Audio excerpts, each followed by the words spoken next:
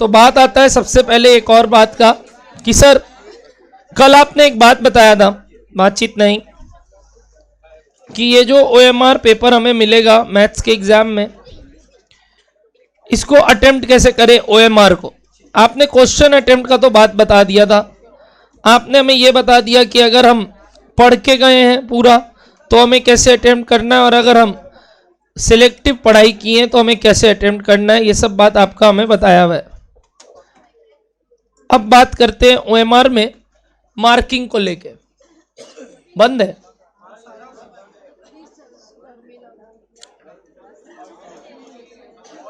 Debashish check करने बोलना संकुदा को, एसी बंद कर दिए सारा, शायद एसी का बोलना।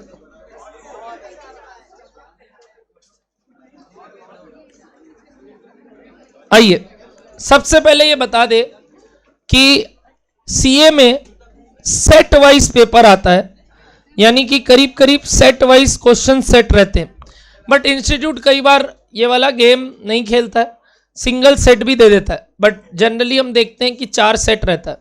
ऑप्शन सफल होने का चांस बहुत ही नेग्लिजिबल है, 0 टाइप सी है, क्योंकि मैंने आपको बताया था कि ऑप्शन सफल रहते हैं बट वो इक्का दुक्का सम्स में करते हैं, वो सब में नहीं करते, मतलब ऐसा नहीं है सारे सम्स में रहता है। पहला बात। दूसरा बात, ये पूरा जो हमारा सेट रहेगा इसमें नंबर ऑफ क्वेश्चन सबके सेम है और क्वेश्चन सबके सेम है, पैटर्न थोड़े इधर उधर जा सकते हैं। इस पूरे बात में हमें जब MCQ का शीट मिलेगा OMR, तो आप प्लीज क्वेश्चन नंबर 1 जैसी करो ना, 1 के जो भी ऑप्शन है, सपोज बी ऑप्शन है तो इमीडिएटली सर्कल कर दीजिएगा, चाहे ब्लैक पेंसिल से या फिर ब्लैक पेन से, दोनों में से दोनों चीज अलाउड है। ट्राई कीजिएगा कि सीधा पेन से ही करो, क्योंकि फिर क्या होता है ना, बाद में बच्चे बोलते हैं सर हम पेंसिल से करके आया, टाइम नहीं मिला पेन से ओवरराइट करने का, तो क्या होगा मेरा स्कैन होगा क्या? स्कैन पेंसिल से भी होता है, पेन से भी होता है। हम बस ज़्यादा फोकस कर रहे हैं, पेन करने से क्या होता है, हाथ में पेन ऑलरेडी रहता है, आजकल आदत नहीं है हमारा पेंसिल से सम्स करने का, तो हम रफ पेपर में पेन से कर रहे होते हैं, तो हम सीधा सीधा वहीं पे सर्कल भी पेन से करेंगे तो कोई दिक्कत नहीं है। आप ब्लैक पेन भी यूज़ कर सकते हैं और नॉर्मल पेंसिल भी यूज़ कर सकते हैं। अब बात आता है कि सर जैसे ही हम सॉल्व कर रहे होंगे हमारे पास तो रफ पेपर 1 ही रहेगा, तो वो जो रफ पेपर 1 है हम उसको कैसे यूज करें। तो बता दूं आपको, रफ पेपर में एक तरफ में ब्लैंक और दूसरे तरफ ब्लैंक शीट मिलेगा, और उस पूरे पेपर में आप कोशिश करेंगे जितना हो सकता है आपको, जैसे क्वेश्चन नंबर 1 करना है तो वो किए, 2 करना है 2 किए, और हो सकता है 3 4 आपका ट्रायल एंड एरर से ही हो गया तो उसके लिए जगह वेस्ट नहीं किए। और उसके बाद वो सर क्या दिखाना पड़ता है 1 2 3 क्या किए, बिल्कुल नहीं। मैं तो आपको बताना चाह रहा हूँ कि इतनी जगह पे 1 हो गया, ऐसे 2 कर दिए, ऐसे 3 कर दिए, उसमें कोई लिमिट नहीं है कि आप कैसे भी लिखो रफ पेपर में। सर बाई चांस पूरा रफ पेपर खत्म हो गया तो तब अराउंड आपका समझ लो पौना घंटा या 1 घंटा हो चुका होगा एग्जाम के, और आपके दोनों पेपर फिल हो गए होंगे, और अब आपके पास उपाय नहीं है, तो आप क्या करोगे, आप जो क्वेश्चन का आंसर नहीं कर पा रहे हो या पीछे रफ में जगह नहीं है, सपोज वो क्वेश्चन ऐसे लिखा हुआ है, यहाँ 4 ऑप्शंस दिए हुए हैं, तो आप उसके आसपास उसका सॉल्यूशन कर सकते हो, कोई दिक्कत नहीं है। यू विल नॉट बी मतलब ये कि चैलेंज्ड फॉर दिस कि आपने कैसे वहां पे लिखा, आप लिख सकते हो, बट डोंट ट्राई कि एनी मीन्स से आपने वहां आंसर टिक किया। क्या होता है ना, कई बच्चे ये करते हैं कि क्वेश्चन पेपर में एक बार आंसर टिक करके आगे बढ़ जाते हैं, बाद में OMR में मिलाएंगे। सबसे बड़ा गलती, इससे आपका पहले नुकसान नंबर 1, आपके पास वो समय आएगा ही नहीं कि आप पहले तो OMR में ठीक कर दो उस चीज को। दूसरा, this is a measure of cheating, जो कि टीचर समझ सकते हैं कि तुमने जानबूझ के क्वेश्चन पेपर में ये टिक किया है, तो वो चीज अवॉइड कीजिए। सॉल्यूशन भले ही करिए क्वेश्चन पेपर में, कोई दिक्कत नहीं है। ये सारा बात अगर आप फॉलो करेंगे तो आपका बड़ा स्मूथली पेपर जाएगा। अब पेपर में अगर हमारा अराउंड, जैसे मैंने आपको बोला था, 60 मार्क्स अटेम्प्ट हो जा रहा है, एक पहले मैं बात कर रहा हूं वो बच्चे के लिए जो सिलेक्टिव स्टडी करके रखा है। सिलेक्टिव स्टडी वाला अगर 60 अटेम्प्ट कर ले रहा है पेपर में, तो वो ये सोचेगा कि 60 में मान लेते हैं 10 और गलत है, मान लेते हैं 10 क्यों, चलो सर 12 मान लेते हैं गलत है। मैं बोला चलो ठीक है, 12 भी अगर गलत है तो कितना नंबर कटेगा बताइए, कितना नंबर कटेगा बताइए। पहले 12 और 3 गलत का 15, कितना हो गया बताइए हमारा ये 45। पता है अभी भी आपका 5 मार्क्स का क्वेश्चन में हो आप, इस 5 मार्क के क्वेश्चन के हिसाब से आप और कितना क्वेश्चन अटेम्प्ट कर सकते हो मालूम, तो कम है, कम से कम 20। क्योंकि 20 क्वेश्चन अगर आप अटेम्प्ट करोगे, मान लेते हैं हमारा नसीब सबसे खराब,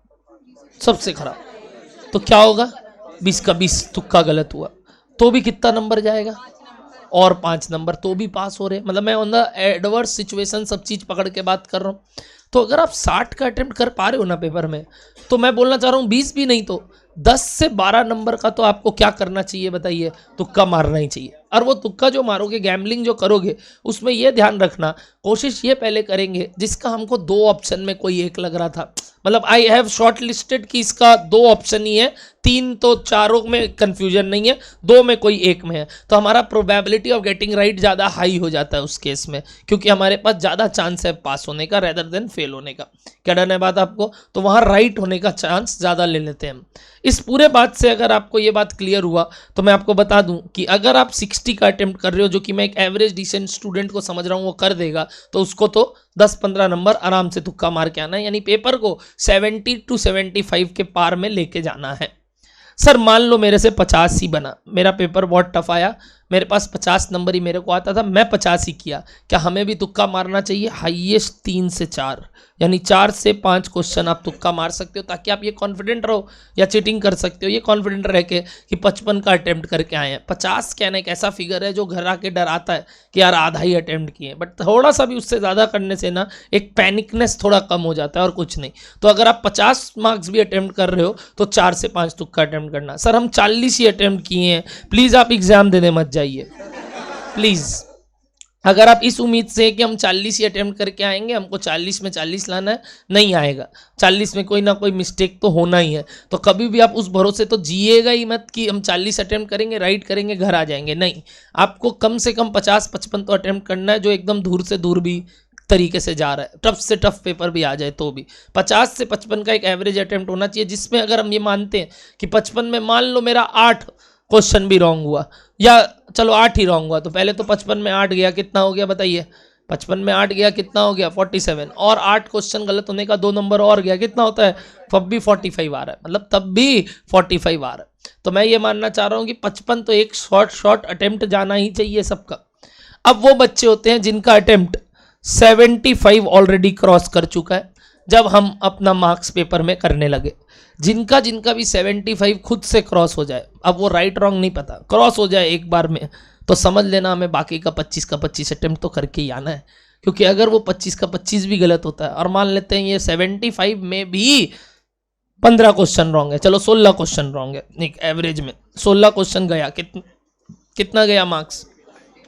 16 का 16 और 4 और 20 करेक्ट, कितना हो गया? 55। और जो वो बाकी का 25 क्वेश्चन है, एक बार 24 पकड़ते हैं, बताइए 24 डिवाइडेड बाई 4, 24 डिवाइड बाई 4 6, 55 में 6 नंबर और हटा दीजिए, मतलब सब रॉन्ग। एक तो वो 16 भी रॉन्ग, ऊपर से और जो 25 किए वो भी रॉन्ग का रॉन्ग, बताइए कितना हो गया? फिर भी कितना आ रहा है मेरा मार्क्स? 49। मतलब कुछ भी ना करके भी हम 49 तो घर लेके आएंगे ही आएंगे। अगर हमको 25 क्वेश्चन नहीं आता एग्जाम हॉल में, 75 क्वेश्चंस आते हैं, तो अगर हम 75 एक अटेम्प्ट कर पा रहे हैं अपने फर्स्ट रीडिंग में, तो समझ लेना हम 100 का 100 कर पाएंगे। सर नहीं भी हुआ तो भी करके आएंगे, क्योंकि क्या मालूम क्या अपना राइट हो जाए तुक्का, या क्या तरीके से अपने कहीं ना कहीं। और सोचो ना, एक भी राइट होने से 4 गलत क्वेश्चन करने का मौका मिलता है, मतलब वो समझ रहे हो? 24 में अगर एक भी राइट कर रहे हैं हम तुक्का में, तो 4 गलत करने का मौका है कि हाँ एक गलत कर दो, एक सही कर लो 24 में, तो 4 गलत कर सकते हैं। तो यार तब भी मेरा कोई इफेक्ट नहीं आएगा। मैं तो मान रहा हूं मेरे साथ ऐसा हुआ ही नहीं, मेरा 24 का 24 क्या हो गया? गलत, तो भी हम on a safer side 50 number लेके आ रहे हैं, on a safer side, not 50 marks लेके आ रहे हैं। तो कई बच्चे सोचते हैं कि सर क्या करना चाहिए, क्या हमें पूरा अटेम्प्ट करना चाहिए, नहीं करना चाहिए? नहीं आता तो भी करना चाहिए, बिल्कुल करना चाहिए। बस वो डिपेंड करता है यूआर कैटेगरी में आप किस में लाई कर रहे हैं। वो सब एग्जाम डे पे, एग्जाम टाइम पे आपको अपना साइकोलॉजी को बदलना है। अगर आपका साइकोलॉजी 50 तक ही जा पा रहा है सम्स, तो आप ज़्यादा रिस्क नहीं लेंगे। आपका 60 तक जा रहा है तो 10-15 का रिस्क लेंगे। 75 पार हो रहा है, 70 पार हो रहा है, पूरा करके आएंगे, छोड़ेंगे ही नहीं। क्योंकि वो जो 70 किए उसमें इतना तो कॉन्फिडेंट है सब राइट है, बट मान लेते हैं सब भी नहीं, 16 रॉन्ग भी है, तो भी मैंने अभी आपको दिखाया कि आप कैसे पास हो रहे हो। क्या बोलो, डन हो रहा है? 16 is a very good percentage. एक बार अगर तुम परसेंटेज निकालोगे 16 क्वेश्चन रॉन्ग आउट ऑफ 75, देखो कितना परसेंट आता है, 16 डिवाइडेड बाई 75। मतलब मैं मान रहा हूं करीब करीब 20% क्वेश्चन जो आपने सोचा आपने राइट किया वो भी रॉन्ग है, और मान लेते हैं जो आपने तुक्का मारा हो तो पूरा का पूरा रॉन्ग है, तो भी क्या सम्स में एग्जाम में 50 नंबर आ पा रहा है, तब सर टेंशन क्यों लेना मैथ्स का पेपर, इको के पेपर में। ये पक्का है कि फेल तो नहीं होंगे। अब फेल होने का एक ही तरीका है, पढ़ के नहीं गए हैं। अगर पढ़ के गए हैं तो ऐसा हाल नहीं होगा कि 50 ना आए इस पेपर में, 50 तो आ जाएगा। तो ये लास्ट मोमेंट आपके लिए एडवाइस है। तो जितने लोग भी कम अटेम्प्ट भी करने वाले हैं, सपोज 80 मार्क्स का पेपर ही पढ़ के गए, हम छोड़ के गए थे डिफरेंशिएशन इंटीग्रेशन, और 80 में हम 70 कर पा रहे हैं एग्जाम हॉल में, मतलब पेपर वॉज इजी है, मेरे से बन गया 70 क्वेश्चन, तब तो हम इंटीग्रेशन डिफरेंशिएशन को भी आजा कर दें, बुलाएंगे उसको, आजा क्या करना है तेरे को बता। अच्छा वो जो एक आता है ना आजकल बैक बेंचर वे टीचर्स, तो क्या होगा, तो वो एक ऐसी रैंडम थॉट लेंगे कि अरे इसमें ये नहीं करेंगे, इसमें नेगेटिविटी है नहीं करेंगे, वैसे करके एक रैंडम जो मन में आए टिक कर लेना, आंसर ये होगा, आंसर ये होगा, आंसर ये होगा, जय माता दी लेट्स रॉक, ऐसी रैंडम। या तो एक वो eeny meeny monkey father as a donkey, eeny जो तरीका दिमाग में है, जो तरीका, I don't care, I don't care, I don't care, जो तरीका समझ में आए, जो तरीका समझ में आए। समझ में आ रहा है बात आपको? आप अपना अपना वहां पे बैठ के कोई भी सुपरस्टिशन लगा सकते हैं कि सर हम इस तरीके से ये किए, सर हम इस तरीके से ये, सर हम आज ना 3 पेंसिल लेके आए थे तो पक्का सी आंसर होगा, मतलब कुछ भी, आई डोंट केयर, आपका जो सुपरस्टिशन काम करे, आपको जो इच्छा वो काम कर दीजिए, ठीक है, बट करके आइएगा। सर सारा ए कर दे, एकदम जो पैटर्न आपको फॉलो करना है, जो पैटर्न फॉलो करना है। बच्चा बोल रहे थे जनरली हम देखें जो 70 क्वेश्चन हमने किया उसमें ज्यादातर सारा आंसर ए था या बी था या सी था, तो बाकी सब में ए चलेगा, मेरे को क्या चलेगा, बिल्कुल।